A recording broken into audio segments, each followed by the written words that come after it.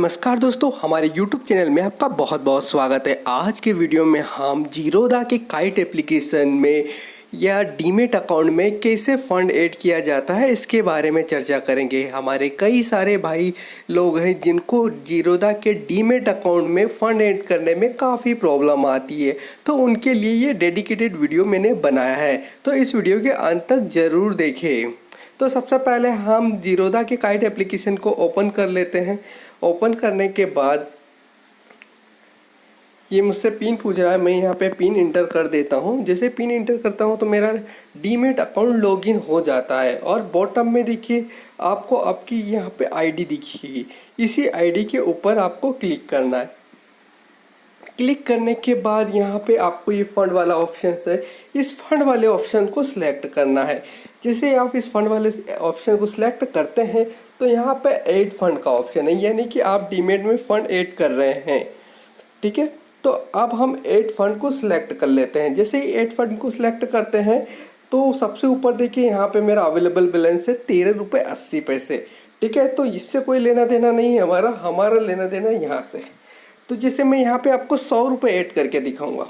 ठीक है, तो यहाँ पे मैं 100 इंटर कर लेता हूँ और यहाँ पे देखिए आपका बैंक है। ठीक है, मैंने यहाँ सिर्फ स्टेट बैंक ऑफ इंडिया का बैंक ऐड करके रखा है। आपने अगर दो बैंक ऐड कर रखे हैं तो दोनों बैंक में से आप किसी भी बैंक को सिलेक्ट कर सकते हैं। ठीक है, तो यहाँ पे जो मेन प्रॉब्लम है कि कई लोगों के पास यूपीआई आईडी नहीं होती, यानी यूपीआई ऐप जैसे गूगल पे, फ़ोनपे, पेटीएम वगैरह यूज़ नहीं करते हैं। ठीक है, तो वो लोग यूपीआई से नहीं कर सकते पेमेंट, ये गूगल पे मैक्सिमम लोग करते हैं। तो यहाँ से आप आसानी से फ़ंड ट्रांसफ़र कर सकते हैं, पर इसकी भी एक लिमिट है।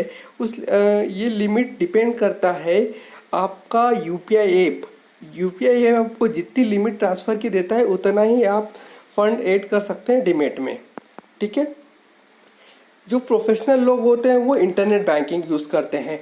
इंटरनेट बैंकिंग के थ्रू भी आप आसानी से अपना फ़ंड ऐड कर सकते हैं। और चौथा ऑप्शन है, जिनके पास कुछ भी नहीं है वो चौथे वाले ऑप्शंस के थ्रू आप फ़ंड ट्रांसफ़र कर सकते हैं। तो सबसे पहले हम यूपीआई ऐप से फ़ंड ट्रांसफ़र करके देखते हैं। तो यूपीआई ऐप को मैंने दोबारा से मैं ये डायरेक्ट गूगल पे वाले ऑप्शंस को ही सिलेक्ट कर लेता हूँ।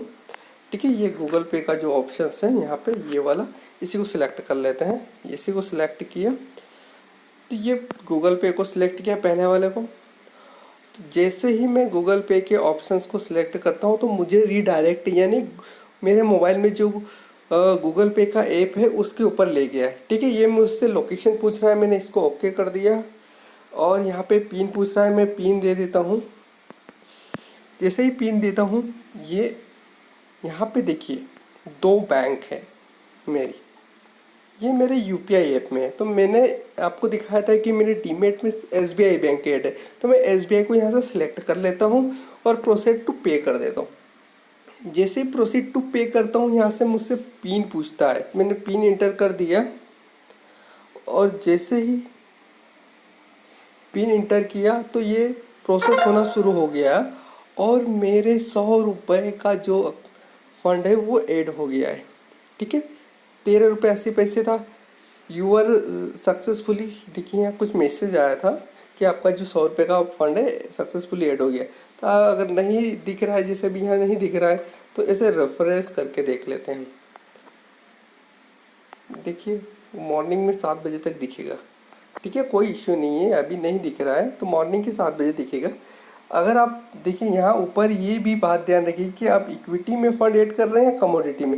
यहाँ जीरोधा में इक्विटी और कमोडिटी में दोनों में अलग अलग फ़ंड ऐड होता है। जैसे आप ये कमोडिटी को सिलेक्ट करके फ़ंड ऐड करेंगे तो यहाँ पे ऐड हो जाएगा, इक्विटी को सिलेक्ट करके करेंगे तो इक्विटी में हो जाएगा और आप एफएनओ, बैंक निफ्टी में ट्रेड कर सकते हैं। ठीक है, हम चौथे ऑप्शन की बात कर लेते हैं। ठीक है, ये नेट बैंकिंग में भी बहुत सिंपल है। यहाँ पे इंटर अमाउंट का बोल रहा है, यहाँ मैं इंटर अमाउंट कर देता हूँ। नेट बैंकिंग से भी आप आसानी से कर सकते हैं। जैसे नेट बैंकिंग को ऑप्शन को सिलेक्ट करेंगे यहाँ से आपका ये आ जाएगा। ठीक है, यहाँ से नीचे नेट बैंकिंग लिखा हुआ है। ठीक है, यूपीआई फ्री है, नेट बैंकिंग से कुछ चार्जेस लगते हैं 8-10 रुपये, तो वो ट्रांजेक्शन चार्जेस होते हैं। तो ये कंटिन्यू कर सकते हो आप। जैसे कंटिन्यू करेंगे ये आपको SBI की नेट बैंकिंग पेज पे ले जाएगा। यहाँ पे आपका आईडी पासवर्ड डाल के लॉगिन कर लीजिएगा। लॉगिन करने के बाद सबमिट जैसे ही करेंगे आपसे आपके मोबाइल पे एक OTP जाएगा, OTP डालकर सबमिट करेंगे तो वो फंड ऐड हो जाएगा। अगर ऐड नहीं होता है तो 1 घंटे के अंदर अपडेट हो जाता है। ठीक है, आप चौथे ऑप्शंस की बात कर लेते हैं। यहाँ पे अदर ऐप वाले ऑप्शंस में क्या कर सकते हैं कि जिनके पास कोई भी UPI मोड या नेट बैंकिंग वगैरह यूज़ नहीं करते तो वो बैंक या ब्रांच में जाकर अपनी जो ब्रांच है, जैसे यहाँ पे मेरा SBI का बैंक का अकाउंट ऐड है तो SBI की ब्रांच में जाऊँगा और वहाँ पे मैं चेक दूंगा। ठीक है, चेक एंड किसके नाम से दूंगा, यहाँ पे सब लिखा हुआ है, जीरोधा ब्रोकिंग लिमिटेड और क्लाइंट कोड लिख दूंगा मेरा, है ना, क्लाइंट अकाउंट जो भी मेरा आईडी है वो वाला अकाउंट आईडी लिख दूंगा। और इतना भी ध्यान रखना है कि मैं ये फंड कहाँ ऐड कर रहा हूँ, इक्विटी, FN और करेंसी के लिए ऐड कर रहा हूँ। अगर आपको MCX के लिए करना है तो ये वाला आपको यूज़ करना है। ठीक है, आपको बैंक जाना है, बैंक से आप नेफ्ट का या RTGS का इनका फॉर्म आता है, वो फॉर्म की जो स्लिप होती है वो मांग लीजिएगा काउंटर से। और वो स्लिप में आपको ये इन्फॉर्मेशन भरनी है कि किस बैंक में ट्रांसफ़र कर रहे हो भाई, HDFC में कर रहे हैं, आपका जो किसको कर रहे हैं, जीरोधा ब्रोकिंग लिमिटेड को कर रहे हैं, आपका क्लाइंट आईडी देना है, अकाउंट नंबर ये है। ठीक है, JERNSC और इसके बाद आपका क्लाइंट आईडी आ जाएगा, जो आपका क्लाइंट आईडी है वो। ठीक है, और वो अकाउंट पूछेगा कि किस तरह का अकाउंट है, ये तो भाई जो भी बिजनेस अकाउंट होते हैं वो करंट अकाउंट होते हैं, है ना। ब्रांच पूछे तो ये ब्रांच और IFSC कोड पूछे तो ये। ठीक है, अभी आपको यहाँ पे डाउट आएगा कि ये भाई ये किस तरह का अकाउंट नंबर है। ये तो छोटा सा पार्ट है, इसके आगे आपको क्लाइंट आईडी लिखनी है। जैसे मेरी क्लाइंट आईडी ये इतना हो गया पार्ट अकाउंट नंबर, अब इसके आगे मेरी क्लाइंट आईडी 9240, ये पूरा मिलके मेरा अकाउंट नंबर बनेगा इस तरह से। ठीक है, तो इस तरह से अगर आप ये RTGS करते हैं तो यहाँ नीचे लिखा हुआ है कि 2 से 10 घंटे में आपका RTGS होता है, और कभी कभी IMPS करते हैं तो 10 मिनट में हो जाता है, और चेक के थ्रू करते तो 3 से 4 दिन लग जाते हैं आपके डीमेट में फंड ऐड होने में। ठीक है, तो IMPS के थ्रू करेंगे तो ज़्यादा बेटर रहेगा, क्योंकि वो 10-15 मिनट में आपके डीमेट अकाउंट में ऐड हो जाएगा। और ठीक है, तो इस तरह से आप अपने जीरोधा के काइट एप्लीकेशन में फंड ऐड कर सकते हैं। अब हम बैक करके देख लेते हैं।